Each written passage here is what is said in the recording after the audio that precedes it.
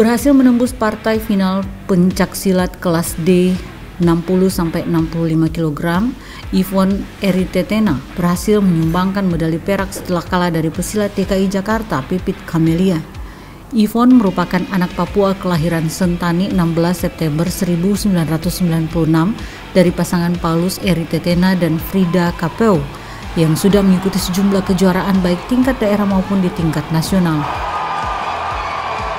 Ia mengaku mulai menyukai olahraga sejak masih duduk di bangku SMP pada tahun 2008 dan 2 tahun setelahnya yaitu tahun 2010 ia membulatkan tekad untuk mulai mengikuti kejuaraan.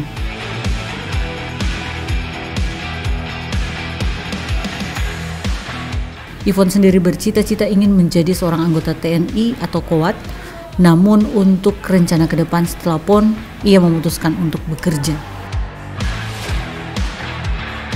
Orang tua dipilih Yvonne menjadi sosok yang paling menginspirasi dalam hidup maupun karir atletnya. Dan keikutsertaan di PON 20 ini menjadi momen paling berkesan karena ia bisa masuk final dan mempersembahkan medali perak serta mendapatkan medali perunggu di kategori tanding. Yvonne berharap ke depan ada bibit-bibit baru anak-anak Papua yang muncul dan bisa berprestasi di berbagai cabang olahraga untuk bisa menampakkan kemuliaan Tuhan di negeri Indonesia sekaligus bisa membanggakan keluarga di tanah Papua.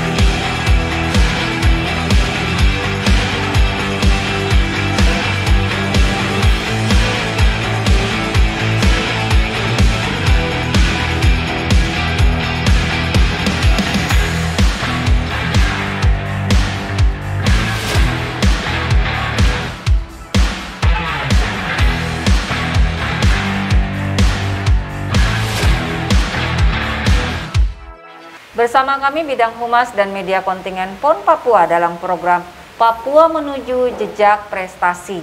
Dan telah hadir di samping kita yaitu Putri Papua yang telah menoreh prestasi mendapat medali perak atau sebagai juara kedua di pencaksilat kategori tanding putri, yaitu Yvonne Eritetena. Apa kabar Yvonne? Puji Tuhan baik. Puji Tuhan baik ya, sehat ya? Puji Tuhan. Semakin sehat dengan mendapat gelar ya? Siap. Saya panggil siapa nih? Yvonne ya? Yvonne. Iya. Yvonne pastinya Yvonne sebagai putri asli Papua yang telah menoreh prestasi mendulang medali perak.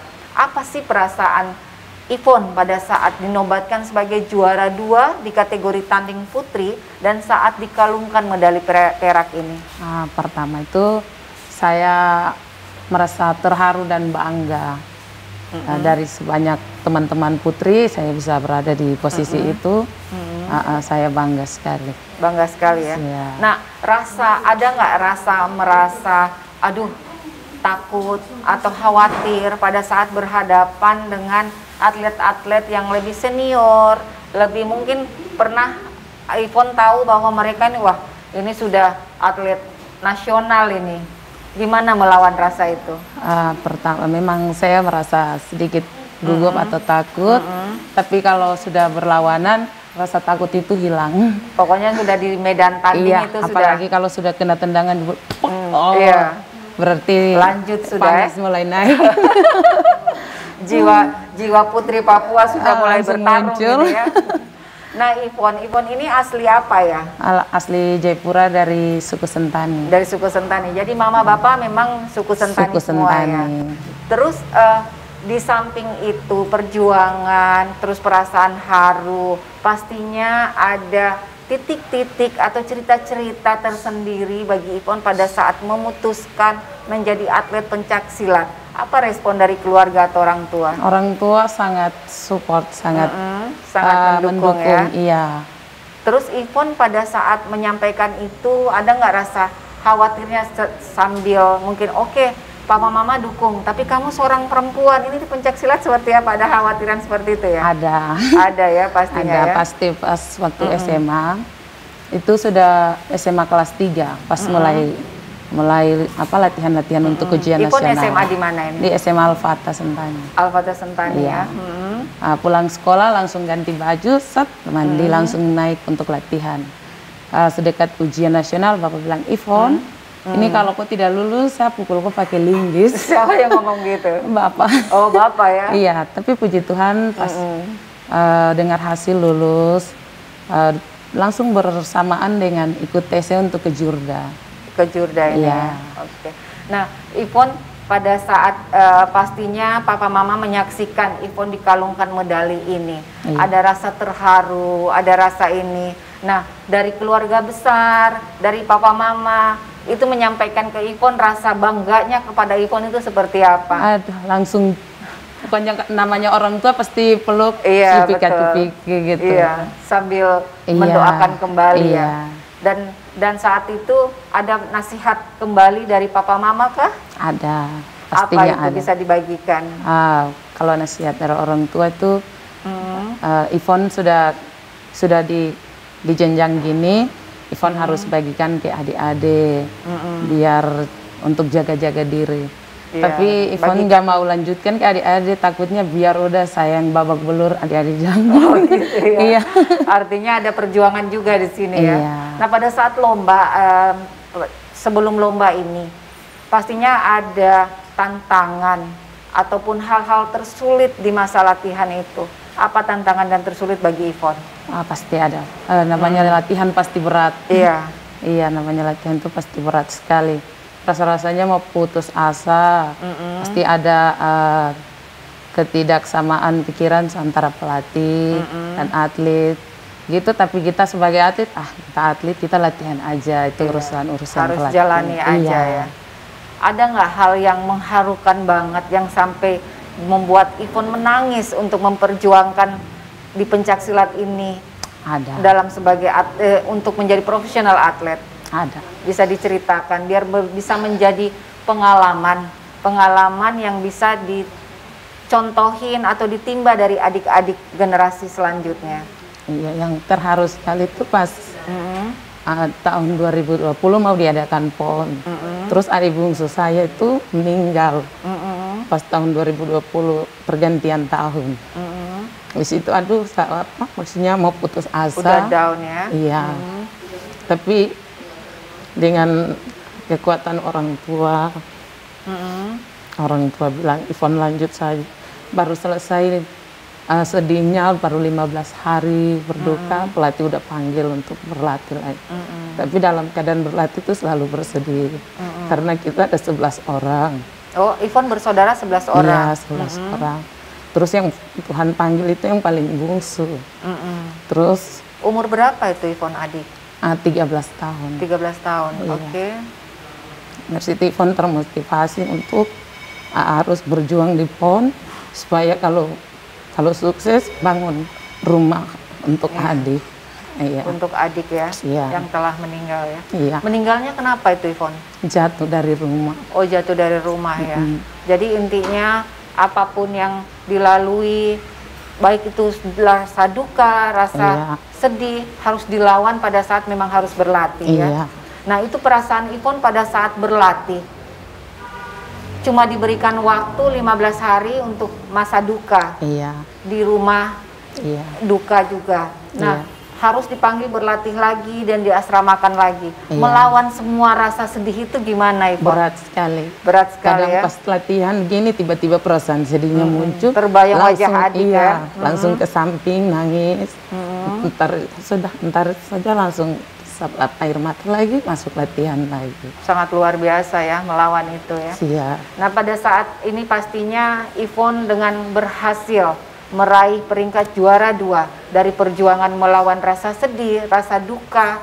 Untuk ini Ivon persembahkan untuk siapa medali ini? Nah, yang pertama untuk Tuhan. Harus mengucap syukur kepada Tuhan dan juga keluarga.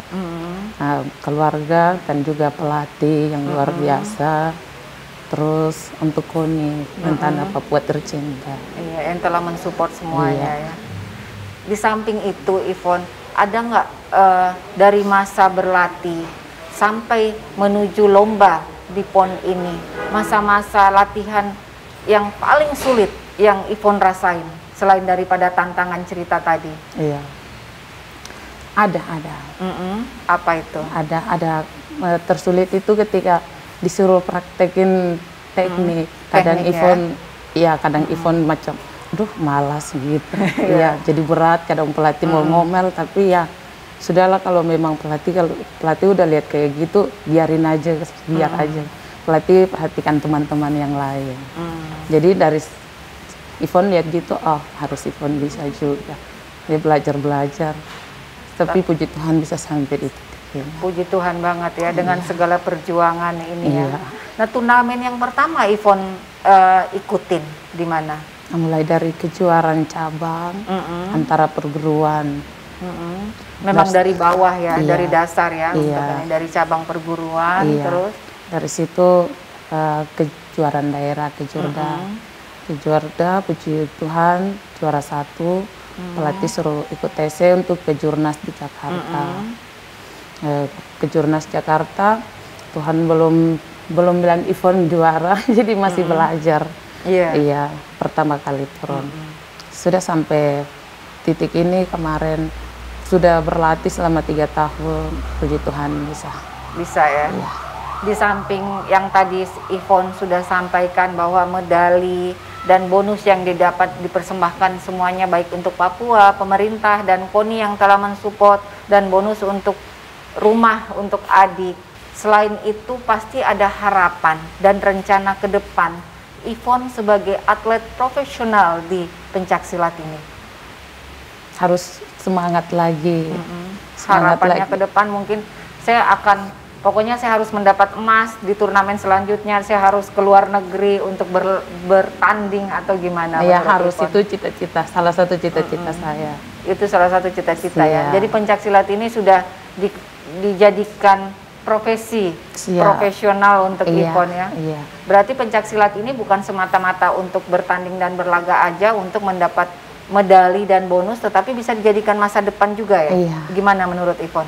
Bisa kalau saya berhasil mungkin bisa membantu adik-adik yang baru naik untuk bisa berlatih, untuk latih mereka lagi supaya bisa jadi seperti saya. Bisa meregenerasi ya Iya. untuk pencaksilat di Iya. dunia olahraga khususnya Iya. di Papua ini ya. Iya. Nah Ivon, selain daripada rencana dan harapan tadi yang di ini, bisa nggak Ivon membagikan sedikit pengalaman bagaimana bisa terbentuk Ivon yang sekarang? Iya. Pastinya dulu Ivon sebagai pelajar, sebagai ini ya, namanya remaja ya. Iya. Nah, terbentuk Ivon yang sekarang itu bagaimana Ivon bisa melawan segala hal diri yang dijadikan sebagai motivasi diri sendiri? Harus memiliki mental yang baik. Memiliki mental yang baik, terus dengar-dengaran sih. Ya, itu paling penting. Intinya dengar-dengaran ya. Iya. Di samping usaha juga doa dari orang Iya, tua iya, pastinya ya. pastinya.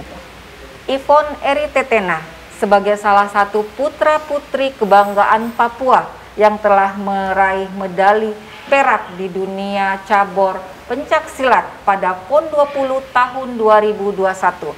Hal ini telah membanggakan dan mengharumkan nama Papua dengan meraih medali perak di PON 20 tahun 2021 yang dipersembahkan oleh Ivon Eritetena, putri asli Papua dari Jayapura, Sentani. Setidaknya Ivon bisa membagikan motivasi dan semangat bagi adik-adik di Papua untuk lebih giat lagi, lebih bekerja keras lagi, dan lebih meniti harapan dan cita-cita agar tercapai. Silahkan Ivon. Untuk adik-adik yang di luar sana untuk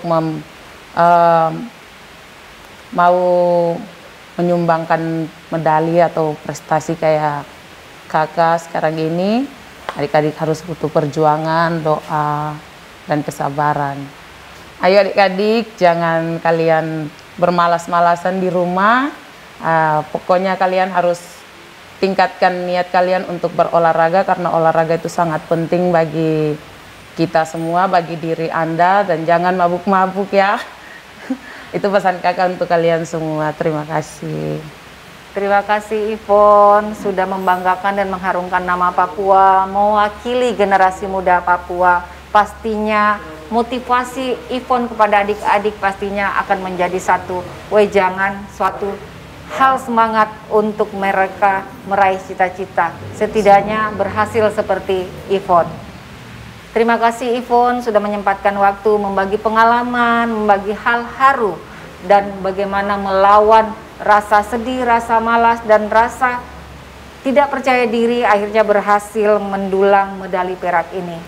Demikian perbincangan singkat kami dengan salah seorang putri Papua asal Sentani, Jayapura, yang telah mengharumkan dan membanggakan nama Papua di PON 20 tahun 2021 di cabur pencaksilat dengan telah meraih medali perak.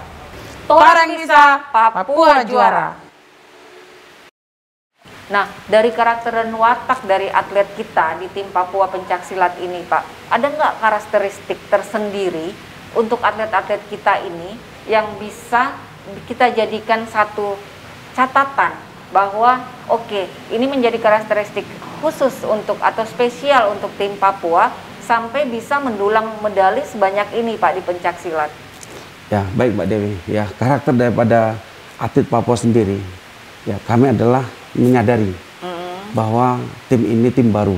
Kami mencari, bahkan kami mencari atlet ini Mbak Dewi, itu dengan kekurangan atlet kami door to door.